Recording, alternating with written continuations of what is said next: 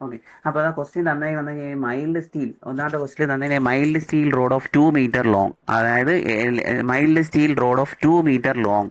ഇപ്പൊ L is equal to ആണ് 2 metre തന്നെ. 2 മീറ്റർ നമ്മൾ മില്ലിമീറ്റർ ആക്കി മാറ്റുക, 2000 mm ആണ്. ഓക്കെ.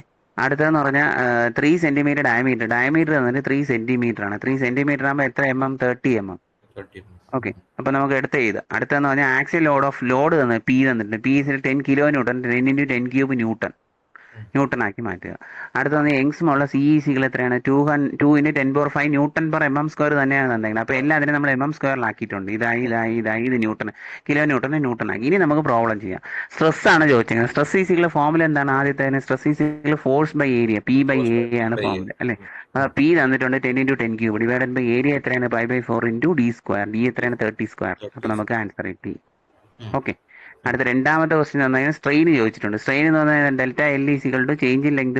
സ്ട്രെയിൻ എന്ന് പറഞ്ഞാൽ ഇതാണ്, E is equal to delta L/L ആണ് ഫോമുല. ചേഞ്ച് ഇൻ ലെങ്ത് വരുന്നത്. പക്ഷെ നമുക്ക് ഡെൽറ്റ എൽ അറിയത്തില്ല. ഡെൽറ്റ എല്ലിന്റെ ഫോമുല മൂന്നാമത്തെ ഡെൽറ്റ എൽ ഈസിക്വൽ എന്താണ്? PL/AE ആണ് ഫോമുല. ഓക്കെ. അപ്പൊ പി എന്ന് പറഞ്ഞാൽ എന്താണ്? ക്വസ്റ്റ്യൻ തന്നിട്ട് 10 × 10³ ഇൻറ്റു ലെങ്ത് എത്രയാണ്? 2000 mm divided by area π/4 × d². D എത്രയാണ്? 30². ഇൻറ്റു യങ്സ് മോഡുലസ് എത്രയാണ്? 2 × 10⁵. സബ്സ്റ്റിറ്റ്യൂട്ട് ചെയ്യുമ്പോൾ നമുക്ക് എന്ത് കിട്ടും? ഡെൽറ്റ എൽ കിട്ടും. ആ ഡെൽറ്റ എല്ലിന്റെ വാല്യൂ ഇവിടെ കൊണ്ട് സബ്സ്റ്റിറ്റ്യൂട്ട് ചെയ്യുക. ഡിവൈഡഡ് ബൈ എൽ തന്നിട്ടുണ്ട്. എത്രയാണ്? ഡെൽറ്റ എൽ ഡിവൈഡഡ് ബൈ എല്ലിന്റെ വാല്യൂ എത്രയാണ്? 2000 mm. സബ്സ്റ്റിറ്റ്യൂട്ട് ചെയ്യുമ്പോൾ നമുക്ക് ആൻസർ കിട്ടും. ഇത്രേ ഉള്ളൂ സംഭവം. എളുപ്പമല്ലേ?